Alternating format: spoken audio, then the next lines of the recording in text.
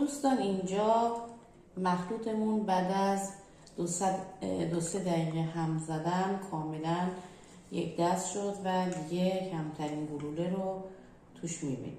خب حالا زرده ها رو که آرد رو هم بهش اضافه کردیم و به صورت خمیری تقریبا در اومد، یه خمیری شل میذاریم کنار. میریم سراغ سفیده هامون. ابتدا سفیده ها رو یه مقدار